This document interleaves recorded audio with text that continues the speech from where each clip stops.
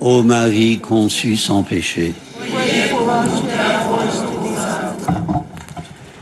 la foi est une façon de posséder ce que l'on espère, un moyen de connaître les réalités qu'on ne voit pas, écrit l'auteur de la lettre aux Hébreux. Frères et sœurs, il n'est guère possible de parler de la foi sans évoquer la figure d'Abraham. Sur l'ordre du Seigneur, il partit sans savoir où il allait. Le père Jacques Leuve dit d'Abraham qu'il est le Christophe Colomb de la foi nue.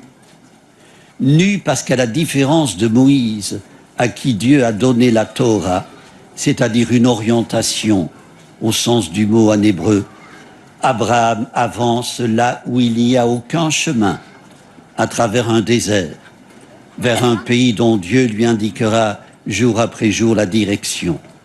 Il part vers l'inconnu, fort d'une promesse.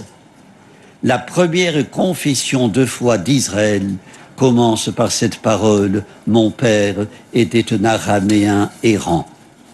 Le peuple élu se reconnaît à son itinérance originelle. Frères et sœurs, Dieu lui-même est itinérant.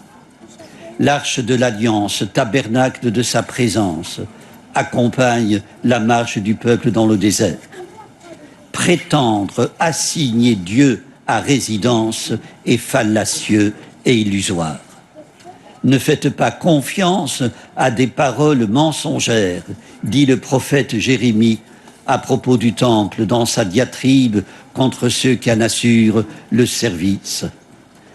Frères et sœurs, si légitime que soit le besoin de sécurité et de racines qui nous accrochent au pays, nous ne sommes pas, nous non plus, des assignés à résidence. Il nous faut partir quand Dieu l'ordonne. Le départ d'Abraham, contrairement à ce qui paraît, n'est pas un acte d'obéissance aveugle. Il prend sa source dans une confiance absolue en la parole de Dieu qui accompagne l'ordre de partir. Frères et sœurs, nous-mêmes, s'il nous arrive de trembler face aux turpitudes du temps présent, devant tant de violence et de mort qui frappent aveuglément, nous devons être habités par une unique conviction bâtie sur la foi. Elle seule permet de connaître les réalités qui ne se voient pas. Cette connaissance engage tout l'être. À maintes reprises, la Bible met l'accent sur l'engagement du fidèle. La lettre aux Hébreux n'y manque pas. L'auteur multiplie les verbes d'action. C'est mu par la foi qu'Abraham obéit à l'appel de Dieu, qu'il part, qu'il va, qu'il vient séjourner en immigré dans la terre promise. Abraham nous donne l'exemple d'une foi qui est une réponse dynamique à l'ordre que Dieu lui a lancé. Écoutez cette historiette, elle n'est pas très évangélique, mais elle vient à propos, me semble-t-il. Près des chutes du Niagara, un fil de ferriste avait installé un câble au-dessus du torrent. Devant une foule admirative, il s'y engagea et gagna l'autre rive. Puis, il prit une brouette et refit le trajet en sens inverse. Grands applaudissements, émerveillement général. Le fil de ferriste prit alors la parole pour lancer un défi aux nombreux spectateurs. Me croyez-vous capable de traverser accompagné de quelqu'un dans la brouette? Oui, cria la foule. Parfait, dit le fil de ferriste, et s'adressant à un homme choisi au hasard, il l'invita à monter dans sa brouette. Il y eut un mouvement général de recul. Personne ne voulut s'embarquer avec lui. Frères et sœurs, une brouette, cet auxiliaire trivial du maçon et du jardinier, n'accède pas aisément au statut de symbole. L'historiette n'en a pas moins valeur de parabole. Elle pose aussi la question de la foi. Qu'est-ce que croire? Donner son assentiment, adhérer à des techniques, partager une idéologie, baliverne.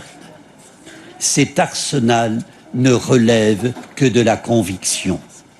Mais si nous en restions là, si nous ne faisions que marmonner des formules, notre foi resterait très superficielle, très frelatée.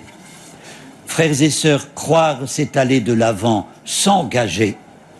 Si les spectateurs avaient vraiment eu foi en l'équilibriste, ils seraient montés confiants dans la brouette. Leur confiance déclarée n'était que de surface, une pâle copie de la vraie foi. Abraham partit vers un pays qu'il devait recevoir en héritage. Frères et sœurs, la périphrase verbale qu'il devait recevoir ouvre sur une actualisation inéluctable de la promesse. Rien ne s'y opposera, car telle est la volonté de Dieu. C'est là, dans cet acte d'authentique foi, que tout a commencé. Abraham n'a jamais touché au but, mais la promesse a été tenue. Frères et sœurs, ainsi en sera-t-il de ses fils et de ses filles.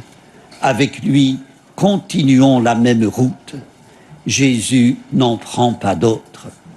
Évitons la tentation de nous installer dans le provisoire en lui donnant le statut de définitif. Avec saint Augustin, commentant les paroles de Jésus qui nous invitent à tendre vers un seul but, n'en dévions pas, même quand nous sommes à la peine. Poursuivons énergiquement notre pérégrination, ne nous installons pas, restons sur la route, la patrie est encore loin, toujours désirant, jamais comblé. Amen. Amen. Prions le Seigneur. Dieu notre Père, nous pouvons te dire avec notre impatience, toi qui nous promets de venir, n'avons-nous pas tout misé sur toi?